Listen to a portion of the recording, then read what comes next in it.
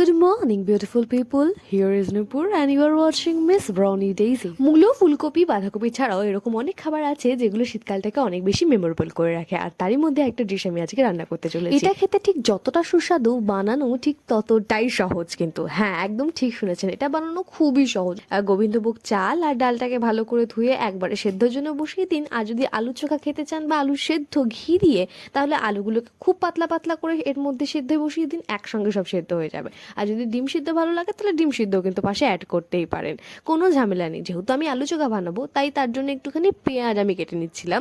পেঁয়াজটাকে ফ্রাই করে শুকনো লঙ্কার সঙ্গে আলুটাকে মেখে নেব ভালো করে। অনেকে শুধু আলু সেদ্ধ প্রেফার করে, সেই ক্ষেত্রে আরও সহজ, শুধু আলু সেদ্ধ, কাঁচা লঙ্কা, নুন, একটু ঘি, ব্যাস, আর কিচ্ছু চাই না।